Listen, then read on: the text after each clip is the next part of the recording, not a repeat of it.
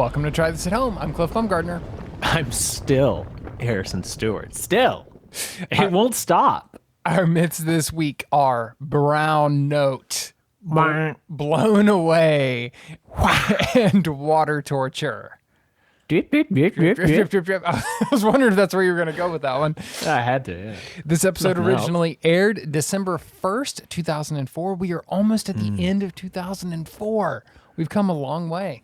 We're almost to a full decade ago. It was produced by Andrew Farrell, friend of the show, and post-produced, as we have come to learn, really means written by Mark Barlin and Anthony Griffiths.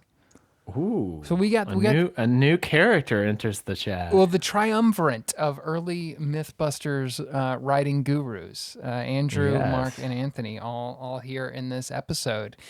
And I'm going to hop right into overall thoughts to say we teed this up last week. This is a classic. I mean, this is one of those episodes, I think, when people think about Mythbusters, Brown Note is one of the ones that come to mind. The visuals are great. The story is ridiculous and very silly. And, I mean, poop jokes, right? Poop jokes. Nonstop. In fact, I'm pretty sure the only clip I sent you to pull this week is just so that we can get good Mr. Lee saying, poop. I think he's one of the first to actually say it. They're like very tactful throughout the episode. And Robert Lee comes in and is like, let's be clear what we're talking about here. Flying in with just a good old classic poop. I will say, though, as classic as this episode is, this is maybe a first for me here on the podcast. I don't know how I feel about this episode. Agreed. And it's mainly to do with one of the three. Yep, that's my thought. Exactly. Like it was really, really, I felt so strongly positive about two of the three. And then one of them, Catherine walked in the room and said, "What's wrong with you?" Because apparently I was scowling like that severely at just like thinking about one of them. I thought you were going to say that she said, "What the hell are you watching right now?" Because that is partly the feeling I had as well. I mean, okay, we should just say here at the top, I love the Brown Note myth. Absolutely awesome, hilarious. Blown Away, great. Both of those are straight up genius, classic, myth busting all the way through. Yes. And my notes, so what I do when, just a little bit of inside baseball. Brown Note. Yes. When I get to I save my overall thoughts some at the very end of the episode, and that's the last thing I write down once I have everything in my head. And what was interesting, I did this episode yesterday. To prep for the podcast. I watched this yesterday. My note at the end of it was, this may be one of my new favorite episodes. This may be like top 3 for me. I slept on it, and today I was kind of reorganizing my thoughts on the episode. And thinking back, I felt so weird about the water torture myth. And weird and this is the reason why I say I don't know how I feel, because as uncomfortable as it made me, it's also incredibly effective. Yeah. It is remarkable from a television standpoint, from a just taking you on a ride and a story and investing you in these people. I've never been this emotional watching an episode of the show. Same. And it's a testament to how they've built not just the show, but these characters. Like, the fact that it was Carrie made me care so much because of how cool she is and how much we've come to love her in the course of the show, and how it feels like you know her in a way. So it's a testament to the power of the show. But I also don't know if they should have done it or if we should be watching it. So that's where I'm at. And this is the same. There's only been one other episode that made me feel this way. And I want to see if you can peg which myth it is that I was just like, that is too much danger. Like I really respect their willingness to put themselves in harm's way. I fully believe that they had total control and could be pulled out at any time. All of that I will grant. Still, that's danger. Would that have danger been close? Buried Alive? That is buried alive. Yes, sir. I was wondering if you were going to have those feelings, because this is a little bit different in that it's not danger the way that Buried Alive is. And so I don't think I actually wasn't as bothered by Buried Alive as I am with this one, because it's Jamie's laying there thinking about sex. Right. Buried Alive. Like, it's all that's on the mind. He's really unbothered by it, and it's more the trappings around it that, to your point, you realize how dangerous it is. But with this one, Carrie is so affected, and even at the end, kind of says like she regrets doing it. Yeah. That was where it got me. I mean, it's one thing for in the moment and you see how emotional she gets and how upsetting it is. But for her to later be like, I'm used to coming to work and having fun, and this was really bad, and I wish she didn't say it directly, but kind of says like, I wish I hadn't done it. Yeah. I don't know how to feel. It is complicated, and I especially... We'll get there when we get there, but there's one person that they bring in to talk about it that I was like, I am dying to know the order of operations here. Yeah. I'm dying to know if they talked to this guy and then still went ahead with it, or if this guy was like, oh, that was foolish, after it had already taken place. Well, maybe what we can do is kind of come back at the end of the pod and talk about our overall thoughts again once we've walked through it, because I think we're gonna have to talk it out. I really don't know on this one. Myth 1, brown note. The question here: is there a subsonic frequency? That was not it. That will you sure? I guess Listener, leave us in your review, in your 4-star review. Tell us if you pooped your pants from the noise I just made. It's more like YN will do. It's more like a number 2-star review. You know what I'm saying?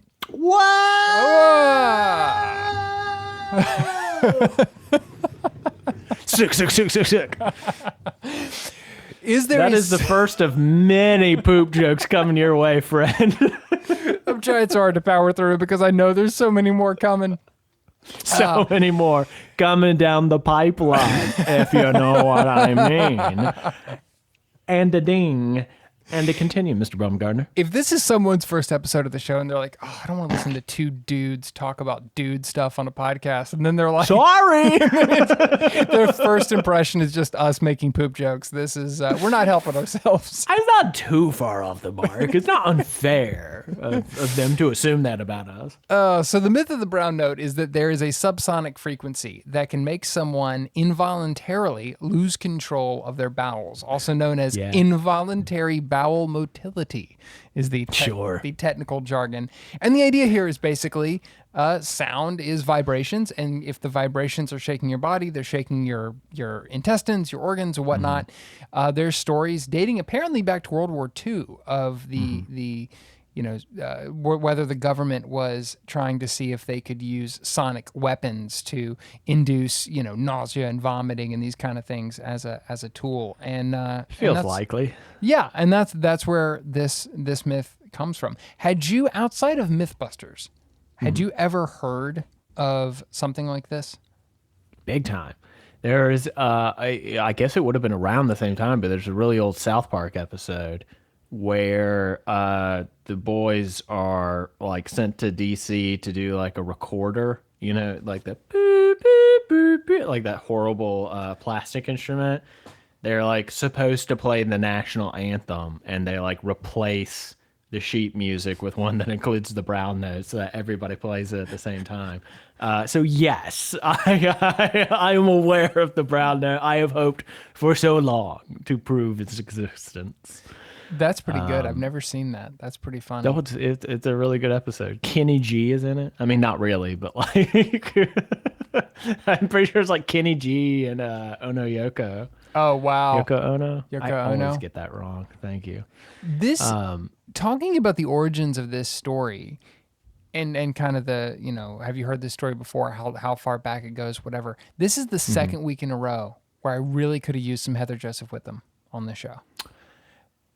That is so interesting that you say that, because I was going to make that exact point, but not about this myth. Oh, interesting. About a later one. and we'll get into it because I actually did a little research this time. We have a Harrison research hole. All It's right. not going to be as good, but here we are. I was curious and had to sate my own desire to have a Witham-esque explanation of several of these because it's Yeah. like, wow, how does this spread? Like, Yeah. I'm still very interested in that question. I don't know if it's that the early episodes have conditioned me into expecting that, or if it's just something that I always really enjoyed, the background, that kind of stuff. But In a weird way, Mister. I'm kind of glad of that because we've talked about before. We're now in this part of the show where like up until very recently we had only seen Adam and Jamie and we were like, how are what the show's not missing anything? How is the build team going to factor into this? And now the build team's here and we're like, oh, of course, it always made sense. I was a Yeah. little worried because there is more of Mythbusters without Heather Joseph Witham than with, unfortunately. I was kind of Significantly. worried that we were going to get it and go, oh, yeah, I mean, as much as we love her on the show, they didn't really need her. And it kind of makes sense. Yeah. I don't feel that way at all. I really feel like she still had a lot to add to the show at this point. That is the one, as great as this season has been. I mean, we've had hit after hit all season long, and the build team is awesome, and the show is hitting its stride, and we have probably talked too much about how much we're enjoying the show. That's the one Maybe. big gap to me is the lack of Heather Joseph Witham. I think it was a mistake not to keep her on the show. Yeah, her I agree. presence is missed. Just because there are so many things that I am interested in the origin of it, not just like how it works, if it works. I mean, of course, that's where the rubber meets the road, but I preamble is always great to me, Yeah. especially on stuff like this where there is a story to tell about the origins. I feel like now they've almost replaced it with dropping into like a maybe 30-second clip at the very end that's like, this is absolutely true. Yeah. That makes a lot of sense from a storytelling perspective.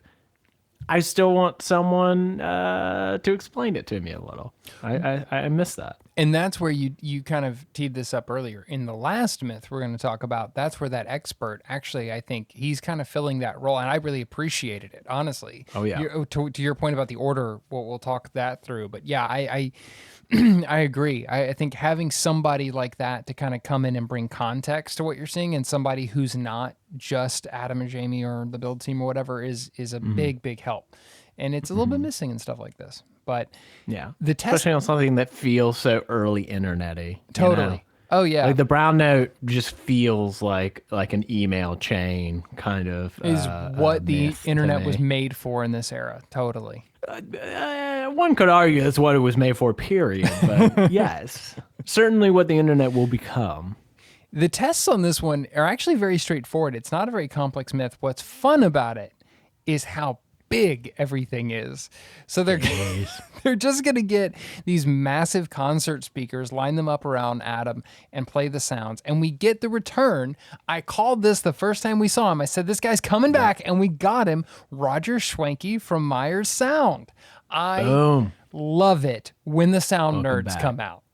Welcome back, Mr. Schwanky. It's so much fun seeing these guys because they clearly spend a lot of time, dealing with the science of sound in a controlled environment, and they are clearly having fun Oh, yeah. out there with Adam and Tons. Jamie and getting to do this. They just look like kids in a candy store the whole time, and it's awesome to see. Well, I mean, because it's kind of like there've got to be restraints put on them in their daily lives of doing this, like you can't go too big. Why would anybody need or require that? Don't be ridiculous. And then this is like, no, we're going to 11. Yeah, turn it up. Buckle up. Yes. They say that this is the speakers that they set up is basically the equivalent of a setup that you would have at a giant rock concert, like a a rock festival or something. And they're gonna have them all around Adam in a parking lot, and he's gonna be mere feet away from these massive. The visual on that alone is one of those things that it's like I said earlier, Brown Note is kind of like a classic Mythbusters episode, partly because of that, of Adam standing there in the diaper, we'll get there, in a diaper, surrounded by these massive speakers. It's such a cool, weird, where else would you ever see that kind of thing? It's just like Mythbusters up and down. Yes. They say that these speakers have 25,000 watts of power, and they are going to blast Adam with various different hertz, so various different frequencies of sound, all of which are beyond human hearing. They're actually below the frequencies that humans can hear, but they are still sound waves. They are still making a physical force. And one of the ideas with this that I wanted to pause on, because I want to see what you thought. One of the kind of parts of this myth is primarily the brown note, but there's also, the idea that it can cause, as I said earlier, nausea, vomiting, that kind of thing, and just confusion. And so they're going to give Adam a cognitive test, and it's a puzzle. And I remembered this from other parts of the show that they switched up how they did this. I Because want to see what you're thinking. basically this just becomes Adam learns a puzzle. That's that I couldn't I was He just gets better at the puzzle every time. right, which is usually how puzzles work. Exactly. You know? Like I was thinking that when they initially introduced that part of it to like test his cognitive abilities, I was like, surely it's a similar puzzle, but it is a different puzzle Right. every time. No, it's the same puzzle. Same Making puzzle. a sea turtle every time. Yeah. Yeah, I think there are actually cognitive tests where it's essentially like a difficulty scale where you can take 3 different tests, but they're all considered the same difficulty. The types of questions and the types of thinking it requires. And I there's a thing in the back of my head telling me that eventually they get to that on the show. They start using something like that. But yeah, that was the only weird thing about this was the whole cognitive part. I was like, I don't buy that that's a way to test that at all. Yeah. It definitely, what is it? Havana syndrome.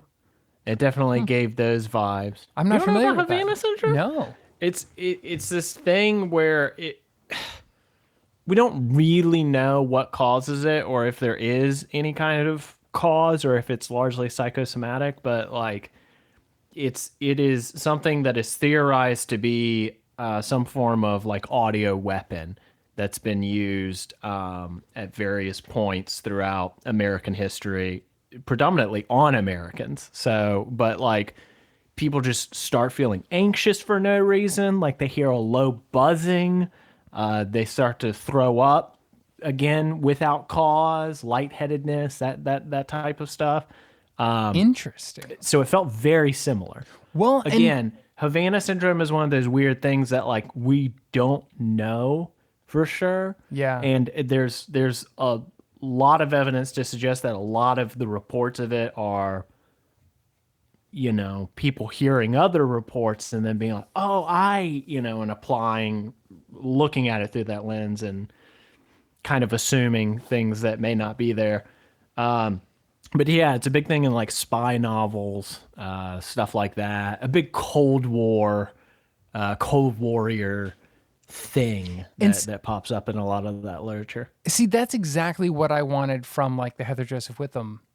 That's piece. what It I'm was saying. interesting. Yeah, This had yeah. such like Cold War, like MK Ultra, kind of like those sorts of vibes. I wanted more of that because one of the most interesting parts of this whole thing is that the crew describes feelings as basically what you just said. Like Adam is completely unaffected. Spoilers, not really. But Adam is completely unaffected the entire time. But the crew are report feeling anxious, not like emotionally anxious, but just physically anxious. Can't sit down. Some of them are feeling kind of lightheaded. Some of them are feeling all sorts of different weird ways. And they're not even the ones standing directly in the speakers, but they're still getting. Yeah, they're just nearby. Yeah, and they're close enough. I mean, for speakers this size. But so it like that was one of the things with this is. They get some effects, not nearly what the myth states is you're supposed to get. Nothing really physical in you're not losing control of yourself or anything like that. But very weird that I had not heard of the Havana syndrome, but that's kind of what they describe happening here. Almost exactly, which is why like I think that there might be a kernel of truth to all of that. Yeah. It's a Cold War thing, so we're probably not going to know in our lifetime, yay or nay, but, it's out there. And on the conspiracy front, this is one of those moments we've talked about before where there are times where the show kind of shows its hand of like, here's how we really feel. Like, we're going to test this and we're going to do what we can do, but here's how we really feel. And at one point, I think they were coming back from a commercial. And they're teeing up the myth and how Yup. it's a conspiracy theorist's dream and da da da da. And we get just an amazing run from Robert Lee. I pulled a clip. Adam is being blasted with a 5 hertz tone. And if there was a second shooter on the grassy knoll, and Matt never really walked on the moon, well, this brown note's secret weapon should have him pooping his pants any second now. Incredible. There's something about how he hits the consonants. Oh, yeah. That is so delightful to me. He just pooping his pants right now. It really, that is how the word is meant to be. I mean, that is the true, proper pronunciation of pooping. You gotta go up. You gotta poop. Been a little while since we really indulged in the Robert Lee fan club here on the show, but God, he had so much to the show, and this season I feel like he's always been great, but I feel like especially with all the new writers and people, they really know how to use him. And he comes in with one-liners and these little bits like that. Oh my God, it's so good. He's just so funny. He's just delightful, and I love how it seems like now the writers know that there's something incredibly amusing about feeding what is almost like childlike words to this like consummate professional and like voice guy.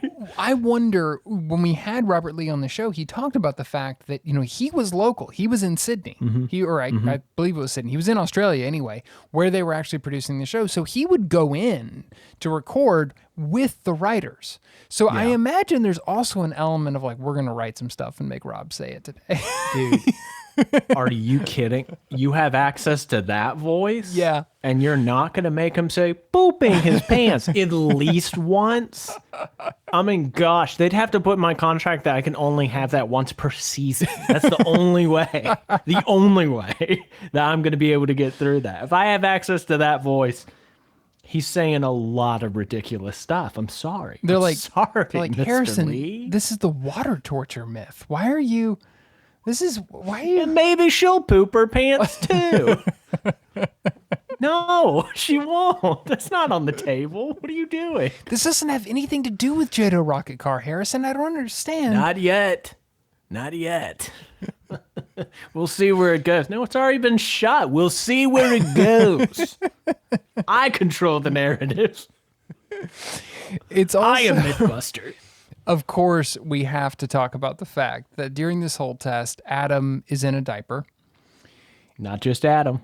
Not just Adam. The entire crew and the camera gets a diaper as well. And several of the cameramen put it on. And then someone, it looks like Tori. I'm not positive. I don't want to give undue credit.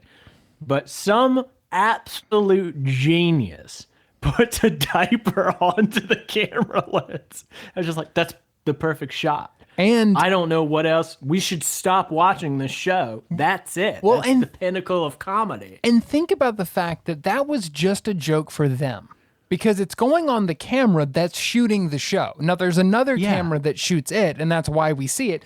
But clearly, they were just doing that for them. And that makes me really happy.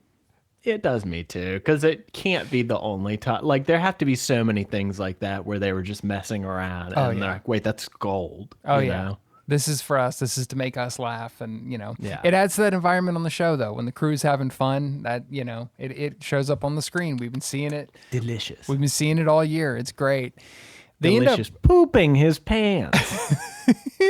They end up running through multiple different frequencies. Nothing really happens. Like you said, the crew feels a little bit weird here and there, but it doesn't, nothing major on Adam.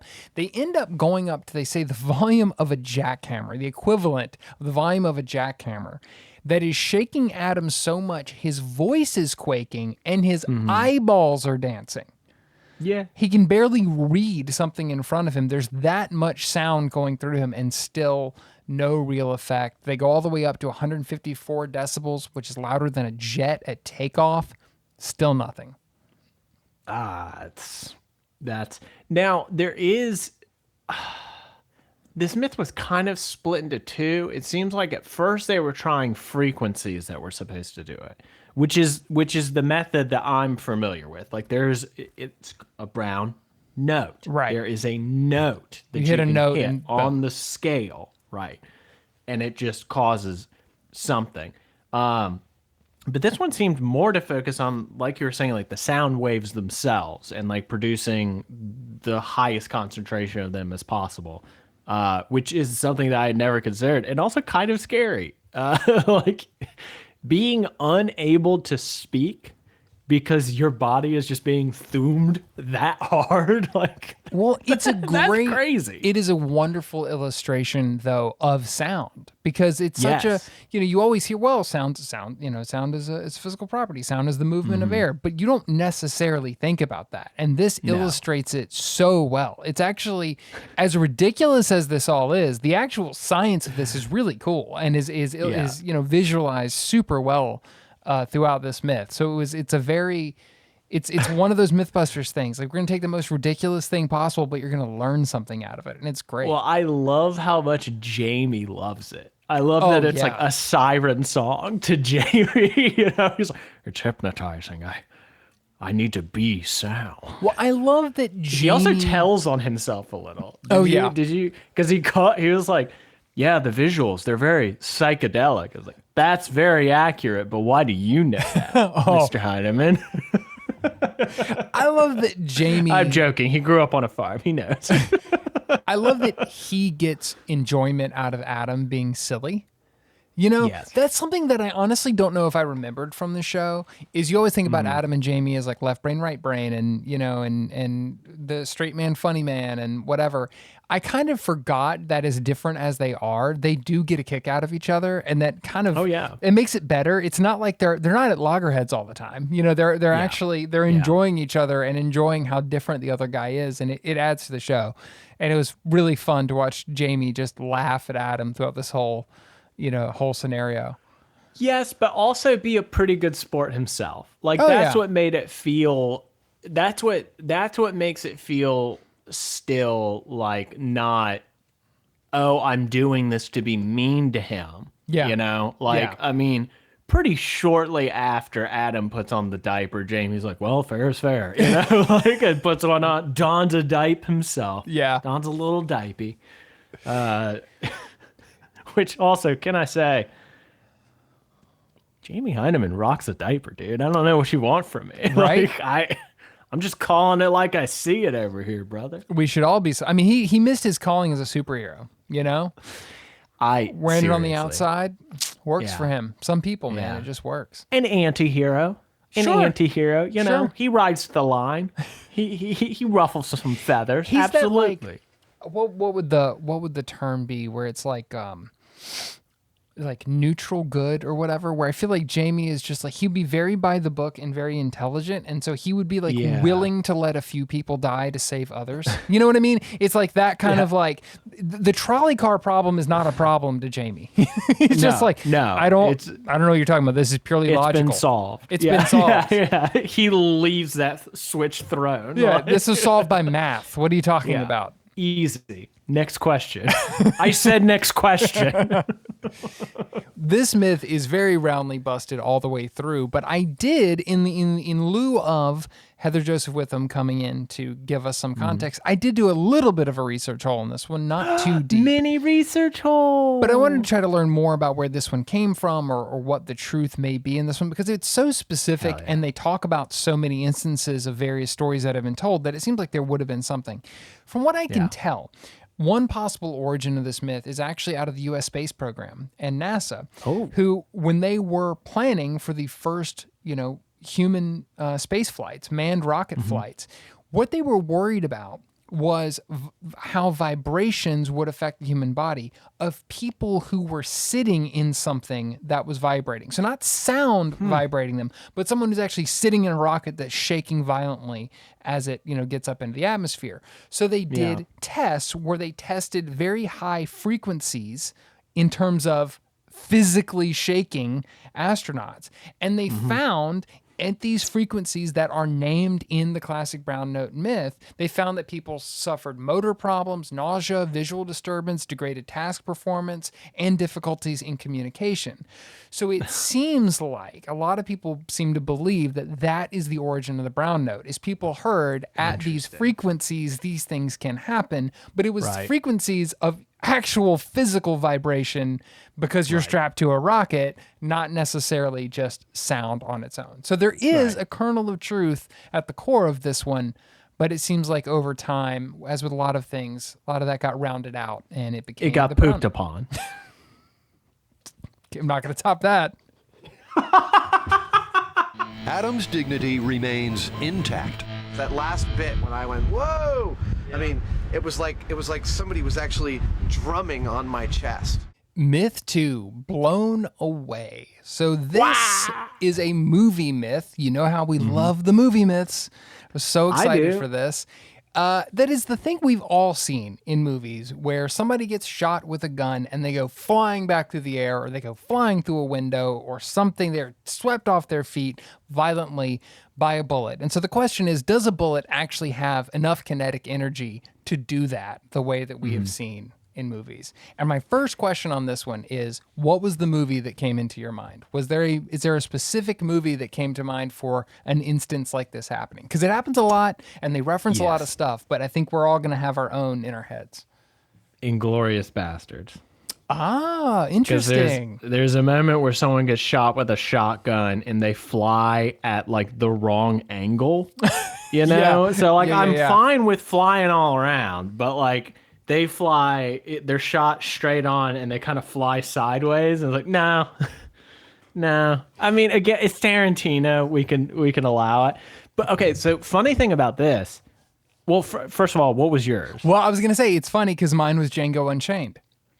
There it is. At the very end, when the woman gets shot and goes flying through the door. And it was obviously a play on the fact that they used to do this in Westerns. I'm sorry. I'm thinking of Django Unchained. Yeah, when he's on the balcony at the end. Inglourious Bastards. It's totally Django Unchained. You know what I'm talking about there. Like, she does fly at the wrong angle. Because he's above her shooting down, and she flies straight backwards through that doorway. Yeah. That's exactly it. Okay. Which is a joke. Obviously, they are making a joke out of what used to happen in 100%. Westerns. So they're playing into 100%. it, but yes. Yes. But okay, so they're showing on the show a clip of a Western, and I didn't think it was a super good example because to me it looks like what happens is he gets shot and then stumbles backwards through the window, less of a blown away. So I was like, I really don't know how much. And Cliff, I kid you not, the very next thing that I watched, Catherine and I are watching Daredevil.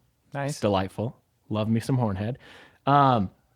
The very next, like the first thing that happens in that episode is someone gets shot and flies back. And I was like, okay, well, there it is. Still a thing. So it's so interesting you say that about the somebody stumbling thing, because this, I don't know if what I'm remembering is this episode specifically, or I feel like this comes up a lot. Maybe it's all in the shadow of Mythbusters. I don't know. But the idea that like, people don't actually respond like they do in movies. And my thing has always been, in a lot of cases, not every case, obviously the Django thing, obviously some of the old Westerns, it was an embellishment. But in a lot of cases, people responding to a gunshot is about surprise and shock, right? It's about, you're like, oh my God, like somebody gets shot and they fall off of something. Trying to dodge and just be like, of course you're too slow, something like that. Exactly. Something of that effect, having a physical effect play into it. That's not what they were testing here. I don't think that takes anything away from the myth, but I do think that that's part of what sort of propagates this idea in movies. It also really felt like, and we've talked about this before with Mythbusters, their reference for like action films at this time was so inspired by The Matrix. 1000%. It's so Matrixy. This is after all the Matrix movies have come out because these guys worked on them. So they're not doing that anymore. So we know it's after those movies, but not all of them, Cliff. True. Somebody forgot there's a fourth one. Yes, I did. I tried. But Yeah, it's very clear that in this era, like, because not only was The Matrix huge, and people can think what they want about the sequels or whatever, but the movies that came out for 10 years after The Matrix were influenced by The Matrix. So it's like this whole period was like a deep Matrix obsession. And in the sequence that they show, which they end up coming back to at the end, and it's so much fun, but of Adam shooting Tori and he goes flying out of the shot, clearly influenced by The Matrix, and it was just it took me Mr. right. Smith. It's Mr. Smith pulling out the gun. Took me right back to 2004. You know, yes, delightful. So much fun to see. 2004. Yeah. You went for Revolution? Well, that's when this episode. No, that's when this episode came out. So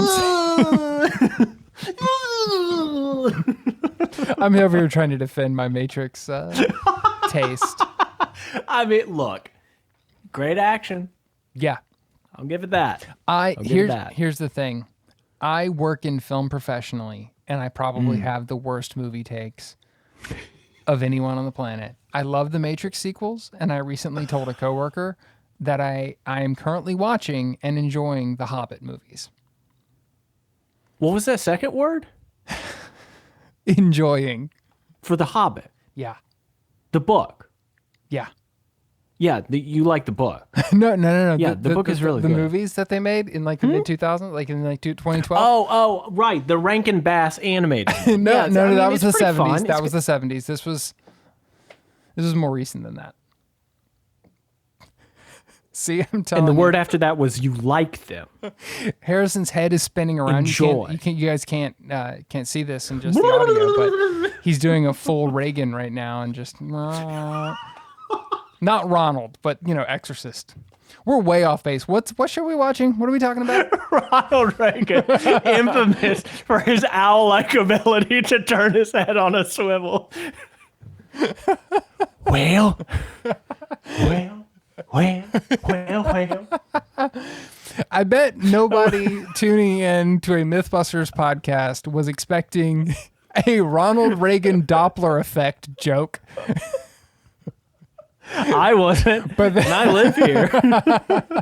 But that's what you get on Try This at Home. There we go. Oh, man. So, to get back to this myth, the testing on this one also pretty straightforward. We're now at the point where I feel like there is a kind of a rolling reference point for how they test different types of myths. And on this one, we need a human analog. It's going to be a pig. Poor Carrie, once again. It's a pig again. And they go out to a gun range and they're just going to shoot the pig and see if they can replicate the effect. What I did really like in this one was the rig that they make. They call it a pig rig, which I appreciate. Yes. Love it. Just giving that some love as we blow past. Yeah. But how they do this is so smart, where they make almost like a jungle gym kind of contraption with a hook, and they attach the pig with a carabiner that is just on the very edge of the hook. So it would not take much force at all to knock it off, which allows the pig to essentially be freestanding, so to speak, so that they can test it. It was really smart. Like, they don't spend a lot of time on it. They just kind of go, oh yeah, this is how we do this. And I don't know if that's... Yeah. Maybe that's a real, way that they rig things for like kinetic testing, and they, research that or something. But very, very cool and very smart. I don't know. I think the reason why I think that this was invented for this specifically is just because Adam seems particularly impressed with it. As if Tori's this is the one who built it. Seen. Right. And Tori tries to play off. He's like, it's just the carabiner. Like, nah, dude, that's clever. Again, sometimes the simplest solution is the cleverest. Totally. Really cool. And we also get another guy in this episode who if my memory serves correctly, we're going to be seeing a lot in the future. Sergeant Alan Normandy from the San Francisco Police Department is the sniper who brings out all the guns for them to test, and is really good on camera. So it does not surprise me that he kind of becomes, in my memory, he's like the gun guy, throughout the show. We have 3 in this episode, like returning experts. Totally. Which was really cool to see. Yeah, again, the show is just like building on that little universe, and so now it just, they keep bringing people back. It's pretty awesome. I did want to say, I skipped over this, but I'm just looking at my notes. There's a brief moment when they're making the pig rig that Tori falls and off the hook, and he's testing the weight on the hook and falls and hits himself in the head. It's not. It's pretty funny, but it is our first Tori injury, and I wanted to note that because that is going to become another thing that we're going to see unlock again and again on the show. Is Tori hurting himself in all kinds of comical ways? Normally, this one wasn't fair. Scotty hit him in the ribs and he flinched, and that's why he came falling down. And this guy's like, "You hit yourself in the head. What a fool!" It's like, Scotty. Yeah, he was hanging with his hands directly above his head, where there was nowhere to go. What did you anticipate would happen, my friend? What's great is Tori's injuries are much more physical than Adam's. We've talked about Adam frequently hurting himself, but he hurts him. He touched something that's hot, or he sticks his mouth in a vacuum cleaner. Tori is famous for these big physical comedy, almost like slapstick kind of things that happen to him. Yeah. So I did want to just make that little ching that we got our first one. But back on the range. Yeah, this is where they brought out the guns and they just start testing. They test a bunch of different guns with different calibers, different types of weapons, everything from 9mm rifle rounds to 45 caliber Tommy gun. They bring out a Dirty Harry gun, a 44 Magnum. They shoot this pig a lot. And unsurprisingly, if you know anything about physics, nothing. Which I don't. We've established this.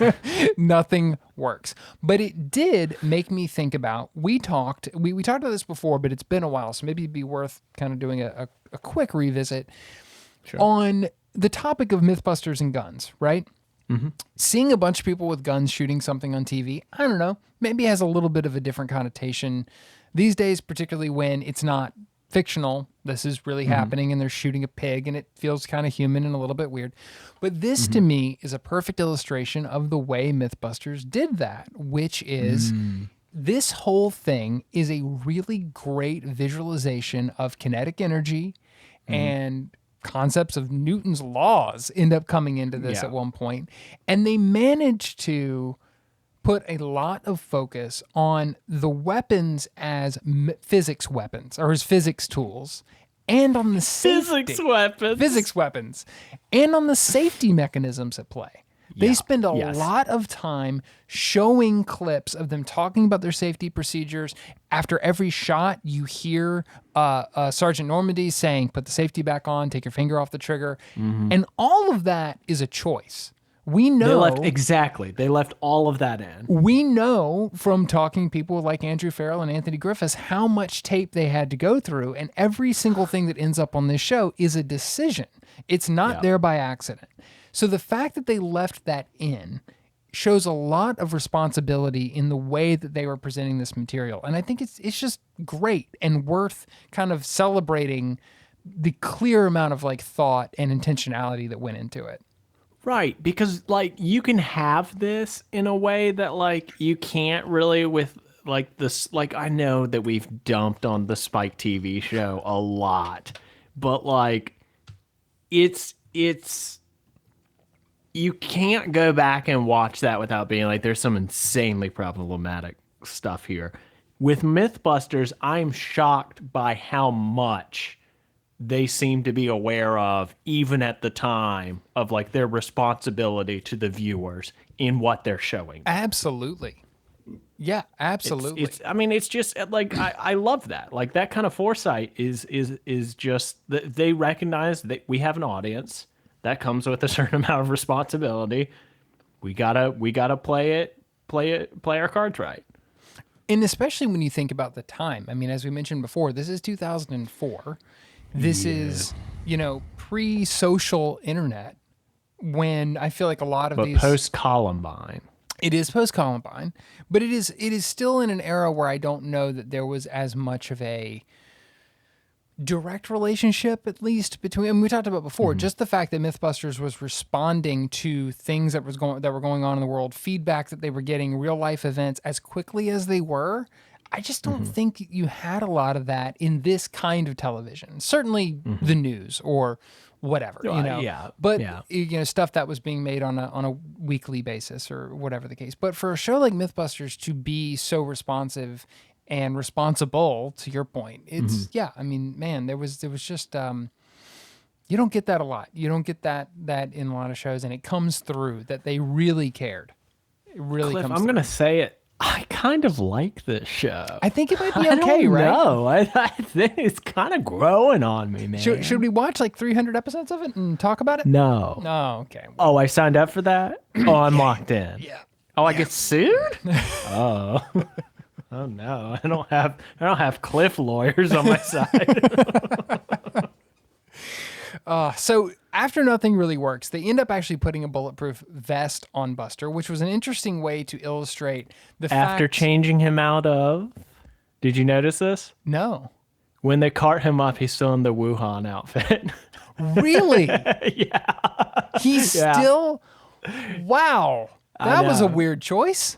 Yeah. I just happened to notice it. I like paused to make sure. I'm like, yep, there's the hat. Well, and I actually just made a gaffe myself. I didn't even think about the fact that they switched from a pig to Buster.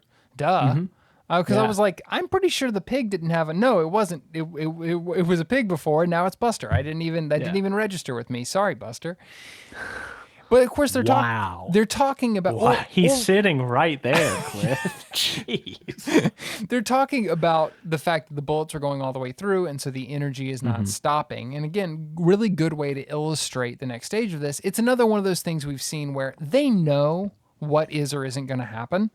Again, because of the laws of physics, which they talk about at the end of the myth, in order for the shootee to go flying backwards 5 feet, the shooter would also have to go flying backwards 5 feet. So there's just no way that you're going to be able to pull that off. And they know that, but they also were finding ways to illustrate it, which is just, again, the genius of the show. No need That's to the bread belabor and the butter, baby. Yeah, so good. And when nothing works, of course, yeah, you got to do something the Mythbusters way. And in this case, the Mythbusters way is to show you the Hollywood method. And we've talked about it before. This is the stuff that captured my imagination as a kid. This is part of the reason that I went into filmmaking as a career, was seeing these guys break down the behind the scenes of how movies get made.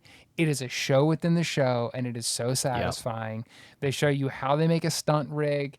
They show you the blood gag on Tori to do this whole shot. And then they even show you how they paint out his harness in the shot so that you don't see it. The whole thing. I mean, just, again, now on YouTube. It's called something super, it's called like a jerk suit or Jerk something Man. like that. Yeah, the Jerk Man or the Jerk Suit. Yeah. I love that. It's so great. And, now again on YouTube, you can see this stuff. But back then, you didn't see it that much. I just remember this captivating. I was a little kid watching this. It was so awesome. You're like, give me my fix. Yes. Yes. That was... Baby Cliff was fiending, dude. He was jonesing. It sounded like I was about 4 in that impression. Man, thank you for thinking I'm young. Wow. Wow, I was really hooked at a young age. That's how they get you. Yeah. Well, this one was, of course, busted, but fun all the way through. Just a great watch. Classic Mythbusters kind of stuff. Newton's third law says any action has an equal and opposite reaction. So to make the shootee fly across the room, the shooter would have to be thrown an equal distance backwards. It don't happen. Myth 3. Water torture. So I'm going to say something off the bat before we dive into this one. The reason I am saying water torture and not Chinese water torture is to be very clear, it's not Chinese. You already got into my research hole. Oh, was that? I'm sorry. I didn't mean to steal your research thunder. No. That's exactly. It's just because like they just present this. They're like, we all know what Chinese water torture is. Let's do it. And I was like, hold on a minute. Yeah. That's exactly I want to know why all about it. up at the top, I wanted to address this. And maybe you have other research than I do. So I only have something kind of brief, but just the idea that it's not actually Chinese in origin. The earliest things I could find, the first documented case of this, because it is real, as we come to learn throughout the episode, and the expert even, tells us directly. The first things I could find was 15th or 16th century in what's now Italy, were the earliest records of this happening, and that it was popularized, the term, many people believe, was popularized by Harry Houdini in the United States because of his Chinese water torture cell, which was nothing to do with this. But the name Chinese water torture apparently stuck, and that's where we get this. But it is the classic method that we have probably all heard of someone being strapped down and having water slowly dripped on their head. And I guess the question in this is another one of those where there isn't really that much for question. It's more of an experiment to see what happens. But is this actually an effective method of torture? Is just having water dripped on your forehead, can that actually be as upsetting and as painful as the legends would have you say? So wild scientific question, not typically where most experiments start. So exactly. So let's just get stuck in this one, because this is what I think we both had such a reaction to. I love the idea of experimenting with something like this on a television show. I mean, I think it's fascinating. I wish they had gone more into the history that we just talked about, because I think you could have gone other places with it. And I do have one thing to add. Oh, please do. Which now some of this is speculation on my part. However, the first documented place that we have pictures of them using it and calling it this was in Sing Sing prison here in the United States on people of Chinese descent. Not always, of course. Wow. But like I couldn't, it was weird. I found all these pictures of like guys that were having this applied to them that certainly seemed to be somewhere from East Asia. And I never found a hard connection between, wait a minute, is this why? Is it Chinese because we're doing it to people that we're just going to call Chinese, whether they are or not? Because it kind of feels like that might be a bit of connective tissue there. So yet again, the covers all American Jeopardy question, what is racism? Ding, ding, ding. Here we are. What is racism, Alex?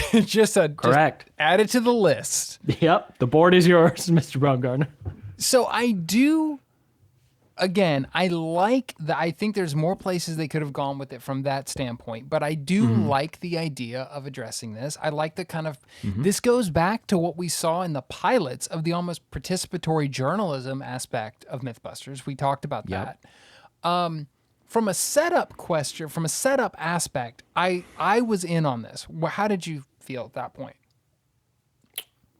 Oh, I think I saw the straps and I started to go, hang on. Like I think the moment that I saw the restraints, because I mean, think about it. Like any other thing that they've done, they're going to try to get it as close to what the myth is, which usually means using older materials or methods of doing things, yada, yada, yada. But I just saw those clamps. And even though, like steel, even though there were very clearly like padding on the inside to make sure that, safer. Yeah. It felt very real. Oh, it felt too real. Yeah. It felt too real, and it felt like something that, Cliff, there are very few things I won't do for a ha-ha. I'm well known for this, including putting myself in the way of bodily harm. This one would give me pause, and I think that that's when I knew, like, oh no. Yeah.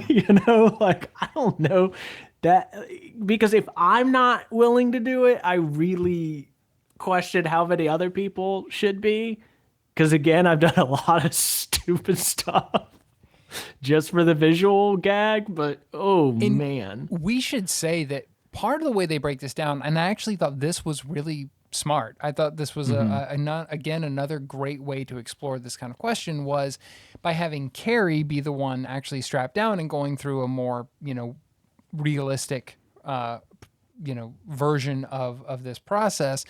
Meanwhile, Adam is going to be in an easy chair. He's not going to be restrained. And so the test is really, what is the effect of the water itself versus the entire apparatus, the restraints and all that. And that does lead to some interesting places. Again, the questions, the way they broke this down, it's not super Mythbusters-y, I guess you would say, because it's more of we're exploring a thing that definitely really exists, and we're kind of going to, we're gonna see what happens. But that question was interesting of, is it the water alone? Is it really water torture, or is it the whole kind of component?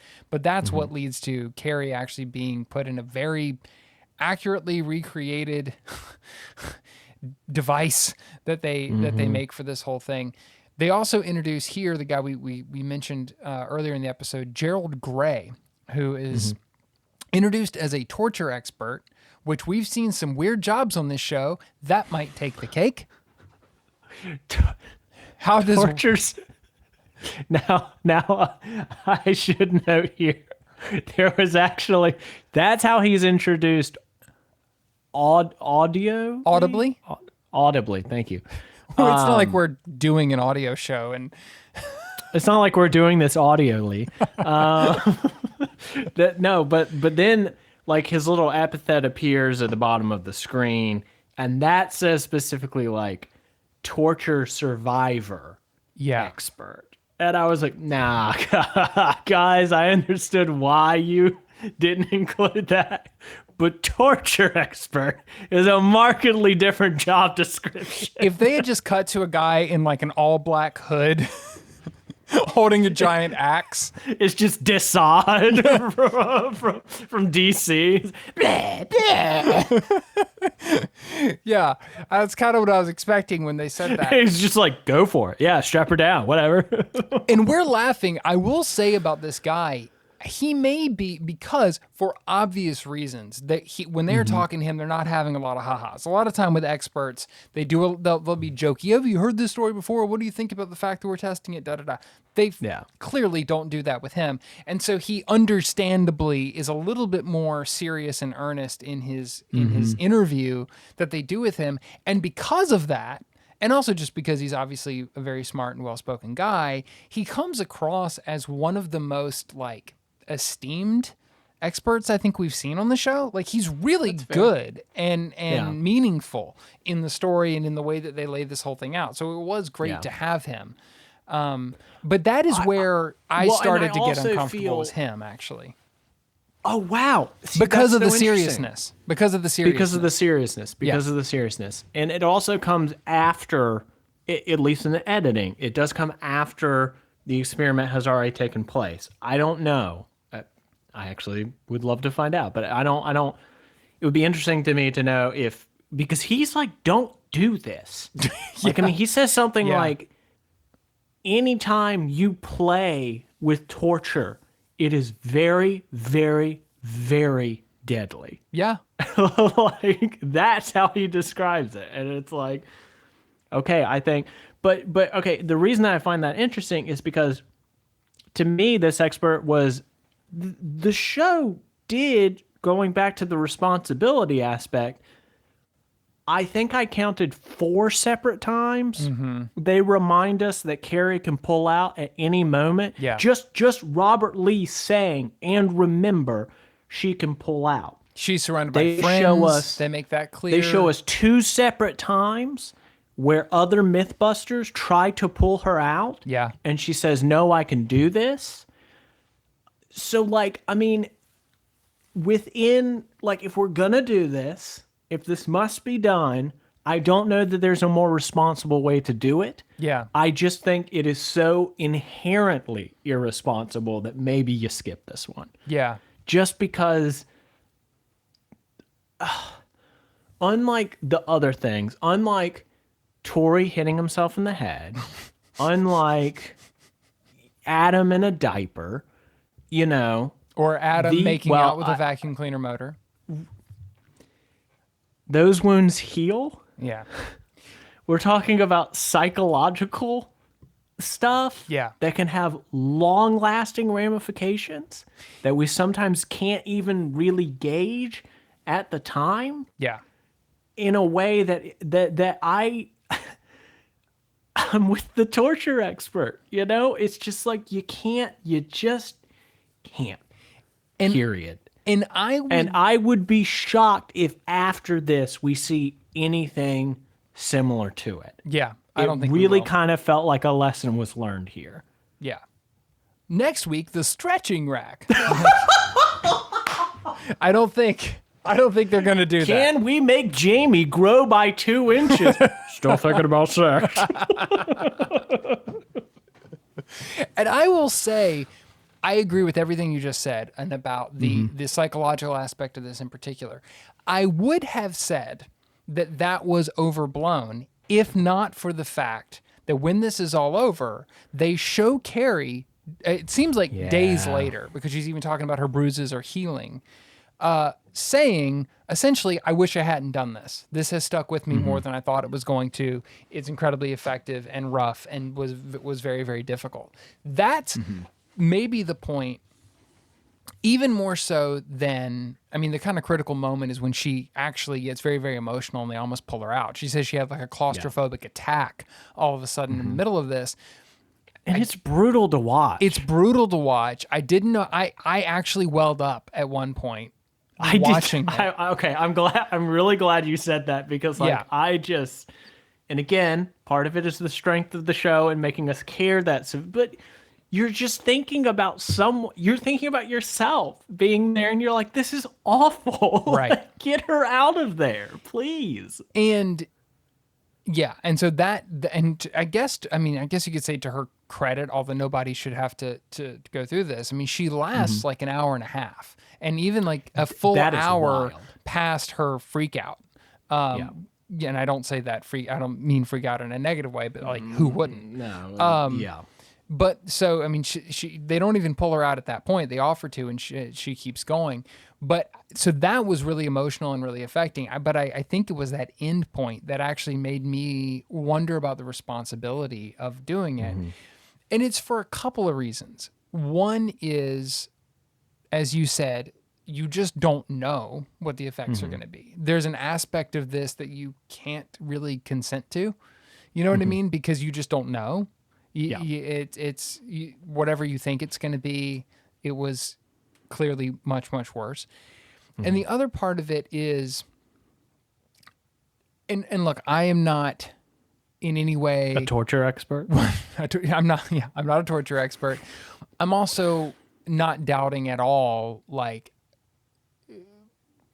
Carrie, everything they said about her trusting everybody and Carrie being fully in. I believe all that. I'm not questioning any of that. There is an aspect to this, though, of this is the first season where these people have been made basically Mythbusters by this point on the show. Like, the build team is highly featured.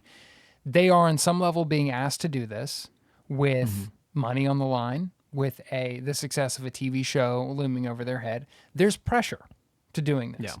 And I just don't know. You're new to the show. You're new You to feel the like you got show. something to prove. Yeah. You know? There's like just- Carrie herself even compares it to like, I viewed this as an endurance test. Yeah. Like hiking a mountain, you know? And so there was all of that going through my head that really made me think about the morality of doing it. And it's entirely possible at some point if we get to talk to Carrie Byron, she'll go, no, I was fully in. It was my decision. I never felt pressured. I hope all of that is true. And from what we know about the people who worked on this show, and this episode specifically, Andrew Farrell, Anthony Griffiths, all these people, I believe that to be true. It seems likely. But it's taken us 20 years to get to know those people and know the show the way that we now know the show to feel that comfort. And I don't know, as just a show on TV that people are watching, I really wonder about the responsibility of that. I don't have a judgment call on that. I still, even after talking about it here, I don't know how I feel about it. Because on the other hand, the other note that I had, my actual note, I have it here on the screen. I'll just read it. I actually hated watching this, but I think it was incredibly effective. As a piece of television, as a story, as everything that, the show is, it was effective. It was moving. It was powerful. It made me feel stuff, and it was, the storytelling was excellently done. We did get some laughs in the middle of all of it, cutting back to Adam dealing with a fly. We get to see Sanjay, the guy who probed Adam, the EMT, comes back. It was all He returns. remarkably well done. Yes. But it just left me with that feeling. I don't know. Well, and I want to run this by you because to me, what it was missing was an aspect of a cautionary tale. That's the part of it that I felt like if you're going to do this, this has to be made explicitly and expressly clear that this is very bad. We messed up by doing this. And this is something we have learned from this, and this will not be something that we will be attempting again. I kind of wish that they had had more of the torture expert just talking about it. I mean, I do think they attempted to do that with him. First with him saying, don't mess with this stuff. Nobody should do this. And then Carrie's admission at the end of basically, I wish I hadn't done it. I think that was them attempting to do it. What was missing, though, to your point, is almost the mea culpa part of it. Well said. More of the like, this was bad and we won't do it again. You get that feeling, but it wasn't stated. You're right. Yeah. Really interesting. I would love to know what people think. And again, we love the show. This is not a judgment. We know now a lot of the people who were involved in this and again I think we know where their hearts are. So it's like, it doesn't, it's not that. It's just, I don't know how to feel. And we set out to be honest on this show about what we're watching. And that's kind of where it left me. Undoubtedly, it was confirmed. They come back to the expert 100%. At the end, and he says it's totally not a myth. And my note was, duh. What? Yes, but I do like that they got into like it's not about because the classic way that the myth goes is that the guy who came up with it was watching like a water drip on a rock for years and it eventually hollowed out the rock. That's a good point. Right? So there was a pain aspect to it. There was a violence to it that was attempting to be inflicted. Whereas this was like, it's everything around the dripping itself that kind of makes it as effective a method of torture as it is. And that's the great comparison with Adam. We kind of got away from talking about that with everything else. But that, Adam talks about how annoying it is. And he does say, like, if this was extended over a long period of time, even unrestrained, it would get incredibly painful. But what takes it to another level is the restraints. That just the human feeling of being restrained in any way is very violent on its own. Restrained and watched. Restrained That's another and watched, aspect to it. Wet, even by cold. people that you trust. Yeah. So imagine if it's a hostile entity there. Like, I once got sick. Well, I used to work for Comic-Con. Harrison and I know each other in part through Comic-Con. I used to work for Comic-Con. One show, I got sick and lost my voice. And when I say lost my voice, I mean to the degree of if someone had their ear to my lips, they couldn't hear me. It was gone. It wasn't just ragged. It was gone. That feeling of isolation and of everyone knowing that I couldn't speak and not being able to speak is one of the most vulnerable and painful psychological experiences I've ever had. And that's what I thought about watching this was I just lost my voice. But that aspect of being separated and restrained and watched and like that isolation that comes with something like that is a unique hell in and of itself before you add in the water and everything else. It's this was a rough one, man. I know this is not necessarily a happy ending here on the podcast, but we definitely didn't end on a brown note. I've been waiting all show. You saved us. You brought us back. You brought us back from the brink. Well, we would love to hear what you guys thought about this episode and about this question. Leave a comment wherever you're listening. If you find us on YouTube, find us on Spotify, Apple, wherever. We would love to know what your reactions were or reach out to us. Our contact is in the credits of the show. But that is our episode for this week. Next week, some lighter fare. Let's hope our episode will be the salsa escape. Waterboarding.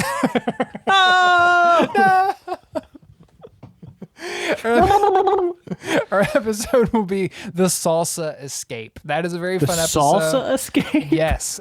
Okay. Using salsa to eat through brick, essentially concrete, and escape from prison. Hell yeah. Yeah, a little bit of almost The Alcatraz. only way kinda. that's the only way I want to get out of prison. Right? So I'm really excited about that one. We hope you guys will go out and find that episode, watch ahead so that you can follow along with us while you are playing around on the internet. Be sure to drop us a rating or a review. Really helps the show out, and we appreciate it. 4 stars we will accept. 5 if you're feeling really high on us today. If you're feeling generous, give us the 5. But we will bargain. We are known for that. All day, baby. All day. But until then, we'll be back next week, and we thank you for listening. Bye-bye, babies. Try This at Home is produced by Slugline Media. The show was written, hosted, edited, and shot onto the internet by Cliff Bumgardner and Harrison Stewart. Our music is by the mysterious Breakmaster Cylinder. You can follow the show on Instagram @TryThisPod or email us trythisathomepod@gmail.com.